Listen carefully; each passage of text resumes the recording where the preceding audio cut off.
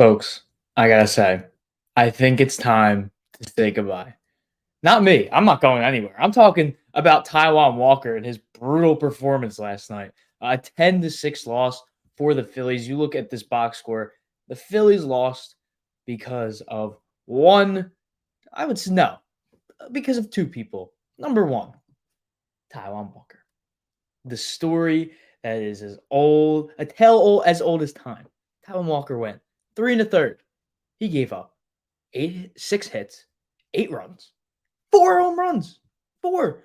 I was out at a pub watching the game, and every time I would look over the TV, oh my god, it's another Mets home run. Are you kidding me? I don't know what Rob Thompson was thinking when he decided, you know what? Let's throw in Taiwan. Colby Allard kind of struggled his last outing. Walker came in relief, looked great. Let's swap roles. Let's have Walker start, even though he hasn't had a good start all season long. So, Rob Thompson, why did you think this was ever a good idea? I would have started Colby Allard. I mean, Allard did come in relief, pitched 2 innings, didn't give up a run. Why don't you start him? I don't care if there's some analytical things about how the Mets do against lefties. I don't care. Start him. Taiwan Walker is unplayable because you look at his ERA. 6.91, a 1.67 whip. He's historically and statistically the second worst Phillies pitcher since 1931. Are you kidding me? This guy is getting close to $20 million a year, and he's posting up a 6.91 ERA after he was not happy about pitching in the postseason. He was sharing about how it was going to be his revenge game, his revenge series season, and that didn't happen. It's a 6.91 ERA is just unacceptable. I don't see how you can keep him on this roster. There's no way he can make the playoff room. No way. Well, if the Phillies ever do clinch, because they've had 3 straight days of potentially clinching, and they haven't. They're on a 3-game losing streak, so at least it feels like that. Because oh my gosh, it's just so aggravating when you have a chance. They lost 2 in a row, but 3 days you could have made the playoffs, and you didn't.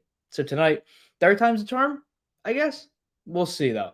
But yes, Taiwan Walker, throw him in the bullpen one more time, and if by the end of the year he doesn't show you anything, he's gone. I'm sorry, you cannot. A 6.91 ERA is unplayable.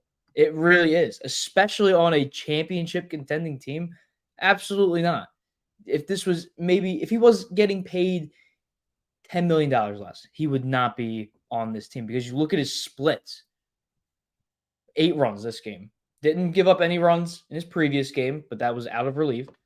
3 runs, 2 runs, 6 runs, 6 runs, 3 runs, 3 runs. And that's all since coming back off the injured list. Man, just abysmal. That's really all I can say. I'm not going after Taiwan Walker as a person. I'm not going after him for his character. I am just simply criticizing his play because he has become unbelievably horrible to watch as a pitcher. He was really good last year for the Phillies. I don't care what anybody says. He had over a 4 ERA, but he was the 4th, 5th guy in this rotation, and he was doing what you're supposed to do. He was winning games at least. At least he had over double-digit wins, but he's not doing anything this year.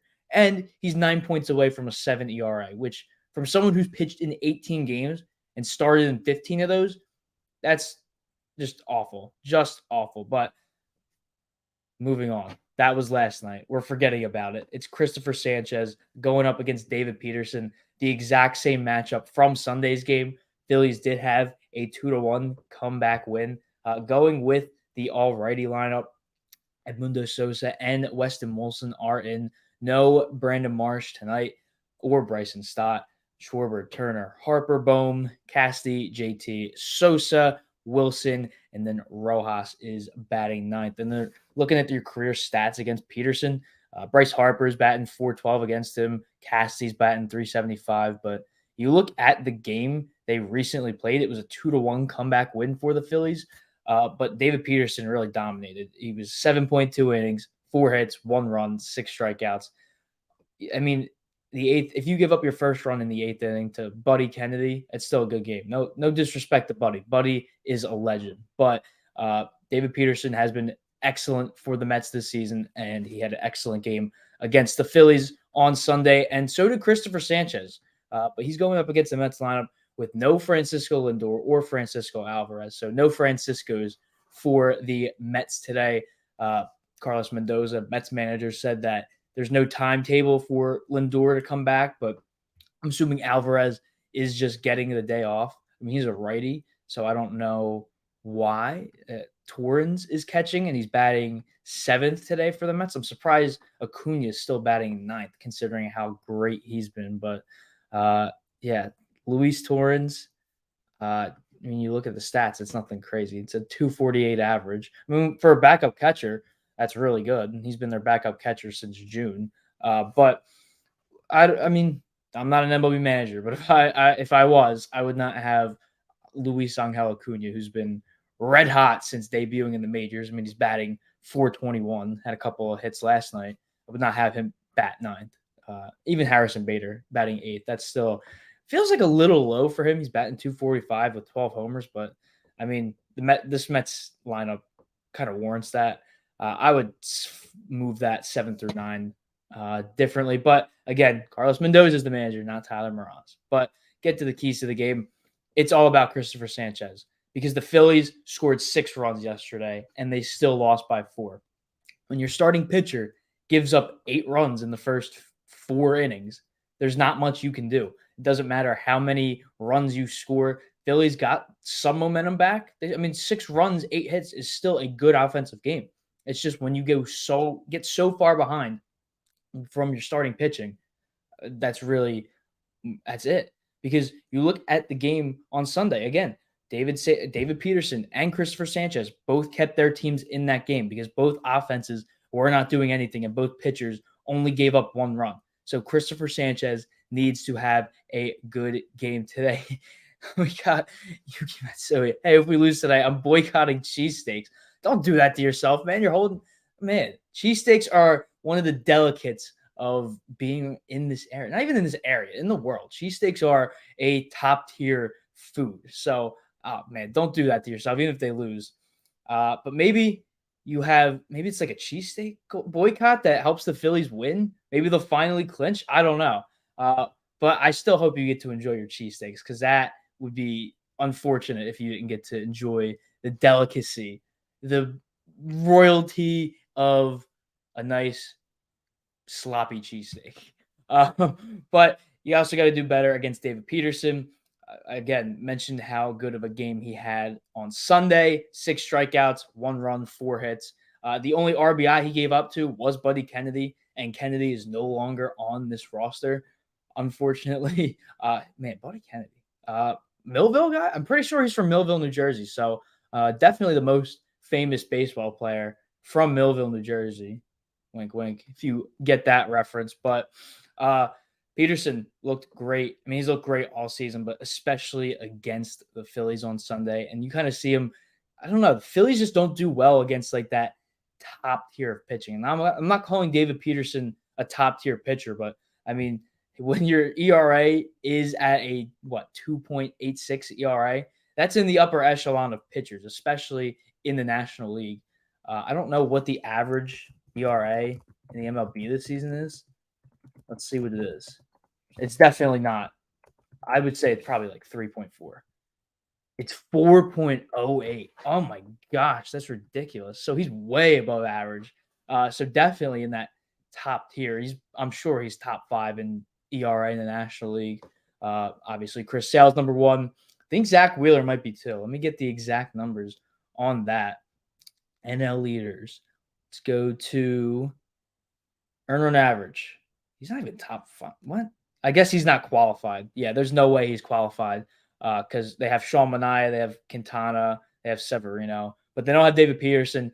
But if he was qualified, he would be number 3, right behind Sale and Wheeler. But you also have to get off to a hot start. The Mets got off to a hot start yesterday, and they didn't look back. They scored 2 in the first. Phillies struck back with 2 in the third, and then the Mets just got 7 runs in the next 2 innings. You need to get off to a hot start because the Mets had all the momentum from the start. the Phillies do like to play from behind against them. I mean, you look at the last two games they played against them, minus yesterday's game. They were both comeback wins for the Phillies, but you need to get off to a hot start. It's an Apple TV game, so prime time, I guess.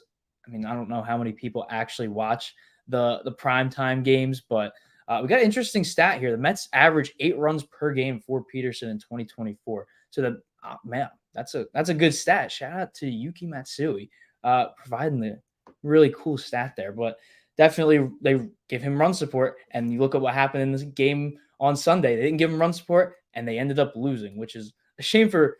I hate when pitchers have like games of their lives and then they still somehow lose. And I mean, that's how Jacob deGrom was for years with the Mets. So I guess I don't feel too bad because it's the Mets. But as a baseball fan, you still don't like to see that. But something you do like to see are the bets we got cooking tonight for the HRS Triple play. So let's see what we got tonight.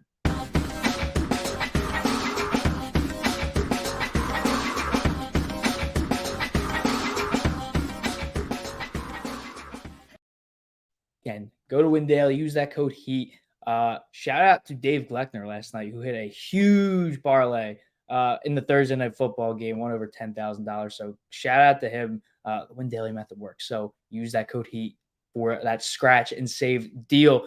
So what we got tonight, David Peterson over 5.5 strikeouts at plus 145. Struck out 7 against the Phillies on Sunday. Luis Severino struck out 7. Peterson struck out 6 last night.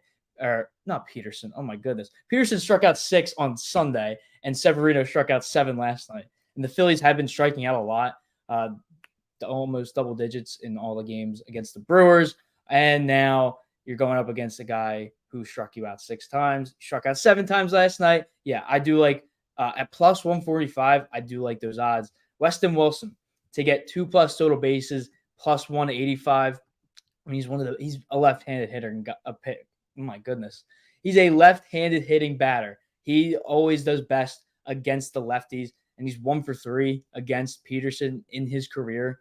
So I do like that. And then I am expecting, they got all the runs out yesterday, so I am anticipating a low-scoring game. I'm not saying it's going to be a 2-1 game like it was on Sunday, but I definitely do think it's going to be a 3-1, 3-2, maybe even like a 4-0 game. I do think that the under is going to smash because it's prime time. So usually something shows out. So it's either the batting or the pitching. Last night it was the batting. Tonight it will be the pitching. Got Yuki saying he's betting Phillies winning by 1.5 and 6 strikeouts for Sanchez for a parlay. Sanchez has good odds tonight. His over 5.5 is at plus 125, and then Phillies minus 1.5 is plus 164. So a good plus money bet there. I really like that as well. And the bonus bet, we did it last night with the random number generator. It was Cal Stevenson. So we'll see what it does. See if it can hit tonight. I feel because it's a bet. It's a fun bet. You got to have fun when you do bets sometimes. So 1 through 9, let's generate it. Number 2, so a Trey Turner home run, back-to-back nights. Let's see what those odds are. Maybe this is just a day late. Maybe it's predicting the future. So like it did Trey last night, and then whoever hits a home run tonight, it'll say it for tomorrow. But Trey Turner is at plus 475. So let's get that in. Trey Turner home run at plus 475. There we go. So Trey Turner plus 475. I almost did Schwarber, but I decided to go with the random number generator. Schwarber's at plus 400, so you could do that one as well. So again, we got Peterson over on the strikeouts, Wilson 2+ total bases, and then under 7.5 runs with Trey Turner as a bonus bet to get the home run. Matsui's predicting an Alec Boehm home run. I could see it because, you look at his career stats against Peterson. He's 5 for 19, does have 2 home runs against him. The only Philly with multiple homers against DP. So I do like those odds. What's the specific number? At plus 600. So good numbers there. NL playoff tracker. We'll get to the Dodgers last because that's the talk of the town. That's what everybody, literally historic. I mean, if you didn't see what Shohei Ohtani did last night, just wait in a little bit. I will get right to that because one of the best baseball games I've ever seen. Brewers, they lost to the Diamondbacks last night. They're still 3 games back from the number 1 seed. So tough series for them. And then they got the Mets coming up. So Brewers not out of it. I will say this until the end of the season, until the Phillies clinch a bye. Brewers are not out of it, just like the Mets. I did say the Mets were out of it, and I regret saying that. So until it's official, Brewers aren't out of it, and I am kind of worried because, I mean, look at the Phillies. They lost last night to the Mets. They got 3 more on the road, so just got to be cautious. Padres, they're playing the White Sox. I think the White Sox can – I think they have 4 more losses, so even if the Padres sweep them, I still think they need 1 more loss after this to tie the record for the worst, or at least break it. Do they have it yet? 117. Oh my gosh. Oh, 117. Oh my god. The Mets had 120. So if they get swept by the Padres, they will tie the record, which is unbelievable. How can you be this bad in the game of baseball in 2024? That's just bad ownership. That's not even bad ownership. Bad is too nice of a term. That's abysmal, feeble ownership, and even worse, general managing. Because how could you let your team just be like, oh, yeah, we're not going to be that active in free agency. We're not going to be too aggressive. We just have guys that need to play better. What? It reminds me of Chuck Fletcher. You have James Van Riemsdyk, who's on an expiring contract, and you're on a bad team, and you're going to sell one of your best players who's on an expiring contract, and you don't trade him. Oh, trades are hard. That's exact words that a general manager of a professional team said. Trades are hard. So these people are not meant for general managing. When we talked about the Diamondbacks and the Mets, so let's talk about the Dodgers. They are playing the Rockies now, and they are tied for the number 1 seed in the National League. I've been on record for the past week. I've been saying that the Dodgers are going to get the 1 seed, Phillies are going to get the 2 seed because of how easy the Dodgers schedule is. They had the Marlins, they have the Rockies for 6 of their last 9 games. So just an easy schedule. And then the man, Shohei Ohtani, history, 6 for 6, 3 homers, 10 RBIs. He's the first player to ever hit 50 home runs and get 50 stolen bases in the same season. Unbelievable. He's a designated hitter, and he's 50 stolen bases. The greatest player of my lifetime that I will see. It's 1A, 1B with Judge. I mean, Judge has been really cold lately. You could argue Ohtani's having a better year with the 50-50 year, but I was looking at the stats too because I'm like, so is Ohtani officially better than Judge this season? I look at it, and Judge, his batting average is just still way over 300. So I don't know. Just appreciate greatness. Appreciate what you have. This is one of the greatest stat lines I've ever seen in a single game. I don't care if it was against the Marlins. Credit to Marlins manager Skip Schumacher. I don't know if it's Shoemaker. I think it's Schumacher. He said, F that. We're not intentionally walking them. And then Ohtani hit another home run. So respect to him for allowing us to see greatness in its pure form. Very excited. I'm not excited to see him in the playoffs against the Phillies, but very excited that we finally get to see Shohei Ohtani in some playoff action.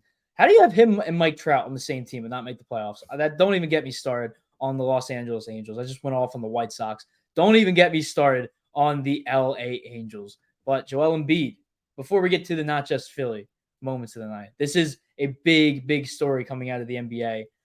But it is Philly, so we'll do it right before the not just Philly moment. He signed a 3-year, $193 million extension with the Sixers. He is here to stay. He loves Philadelphia. That puts to bed any trade rumors. I don't think he can be traded until next offseason, but he said he wants to stay his whole career in Philadelphia. I think this is the 3rd richest contract in NBA history. I mean, congrats, Joel Embiid. Not the greatest playoff performer, but one of the best pure regular season players, minus all the fouls and flopping and all that. In terms of, he's a 7-footer that could get you 20 rebounds and drop 70 points in a game. Unbelievable. The best Sixer of my lifetime. Remember, I did not see Allen Iverson live. I was too young for that. But Joel Embiid, best Sixer of my lifetime. If he wins a ring with this team, he instantly becomes a top 3 Sixer. He's up there with Irving. I honestly think he would be number 2. You could argue Wilt, maybe, Moses Malone, maybe, but I honestly think Joel Embiid would be number 2. over Iverson, over Barkley, over all of them. I do think that if Joel Embiid gets a ring, he's a top 2 Sixer because I think Dr. J holds that number 1 spot. But I mean, we'll see. This is all hypotheticals, what ifs. I don't like to play that game, even though it sounds really good. Matsui says the greatest player of his life is Barry Bonds. Uh, Barry Bonds. That's a controversial topic because steroids, I still think he's the greatest of all time. Steroids in baseball was normal at one point. I mean, that's just what people did. And Bonds had a Hall of Fame career before the steroids. And then once he took them, unbelievable. Would have been the best player of my lifetime if I had seen him. One of only 2 people to hit a home run in the 3rd deck of Citizens Bank Park. So just unbelievable. Ohtani, Bonds, Judge, they're all insane. But not just Philly moments of the night. We like to talk about other stuff here because we're not just Philly here. Philly born and bred, but there's other stuff in the world too. Braves, big news for them. They activated Ozzie Albies from the IL. He instantly comes in. He's probably their best hitter now. I mean, because Austin Riley and Matt Olson haven't been as good as they normally are, but Albies was having a really good year. But now he's back for the Braves, which is huge because they have that series coming up against the Mets. So huge boost for the Braves on that lineup. Jets beat the Patriots. They did not just beat them, they dominated them. Alan Lazard, is he wide receiver? Obviously, it's Garrett Wilson, but it's looking like fantasy-wise, Alan Lazard could be a better option than Garrett Wilson. He's on my bench in one league. I really liked him after week 1 because I didn't know if he would, click with Rodgers again because they had that chemistry in Green Bay where he was a solid receiver, got about 700 per season, was that number 2 guy behind Devontae Adams. And then last year, Rodgers gets hurt. Really, none of the wide receivers did anything because you had Zach Wilson and Trevor Siemian as your quarterbacks. So I wasn't sure if Lazard would be, on point this year because I don't know if Rodgers would try to get like Mike Williams and Tyler Conklin, obviously Garrett Wilson and Breece Hall. But, I mean, Lazard has 2 touchdowns on the year so far. I mean, last night, 3 catches, 48 yards, and a touchdown. Second highest receiver.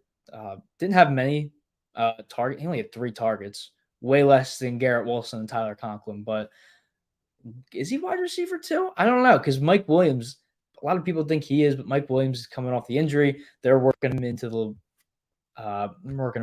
offense a little bit more, but Lazard could be a good options for fantasy and for the Jets as their wide receiver too. And then coming up this week, Herbert, Love, they're both questionable. The fact that Jordan Love is questionable at this point after the injury he got, really cool news to hear because obviously at the end of the Eagles game, looked like he might be out for a while. There was rumors that maybe he was out for the season, and he only ended up being maybe out 1 game. I mean, I would bench him until he's close to 100% because, I mean, Malik Willis looked fine. I mean, I get the Colts aren't the greatest team. Their rush defense is Swiss cheese, but Malik Willis still looked pretty good for a backup quarterback. And so I do think that they can win. Maybe they can afford 1 more week without Jordan Love. But Justin Herbert, I feel like he'll play. Harbaugh has been pretty adamant in the way he's been talking. He's not really like directly confirming that he's going to play, but he's not preparing as if he's not going to play. So both quarterbacks, one I think will play, one I think will not play. But going to the NHL, there rumors. I'm going to look up the exact article because I looked it up. So the NHL is potentially expanding to 2 more teams. They already have 32 after the Vegas and Seattle expansion. But there's now potentially 2. NHL owners will be meeting soon to approve the expansion opening. Leading candidates and ownership groups are believed to be in Houston and in Atlanta, and that is per Andy Strickland on X. I don't agree with Atlanta. Houston, I think, is a good spot. They need to get another Canadian team in there, though. I'm sorry. Hockey is a Canadian sport. You can make a whole Canadian division, like a Canadian East, Canadian West. I really think that would be cool. You tried it out in Atlanta. You had the Atlanta Thrashers. They were a terrible team, and they did not do anything with the attendance. So I don't get why they would go back to Atlanta. There's a reason when they expanded there, they left and went back to Winnipeg. There's 0 reason the NHL should be going back there. They tried it. It failed. I don't care what year it is. Oh, well, that was over a decade ago. I don't care. It didn't work. Houston, I think, would be cool. But another Texas team, I don't really know. You have the Stars. So, I mean, I guess another Texas team would be kind of cool. You get Dallas and Houston, you get that rivalry. But, I mean, I do think it's a solid choice. I just think they need to have a Canadian team in there. I don't know what other rumored cities there are. Obviously, Quebec. People have been begging to get a team back there. But they said the NHL could expand to 36 teams, which would be insane. Oh, yeah, Kansas City, Portland, or the other USA teams. I don't get why Portland gets all this hype to get sports teams. I mean, there was a rumor that Russell Wilson was going to help get an expansion team to Portland, Oregon in the MLB. Don't get why that's a hot commodity. I mean, they have the Trailblazers, and that's it. So maybe that's why, and the Oregon Ducks, but I don't really see why they would go there. Kansas City, I mean, I guess add that fourth team. You have the Royals, you have the Chiefs, obviously, no basketball team, but when you add an NHL team, I guess it could be fine.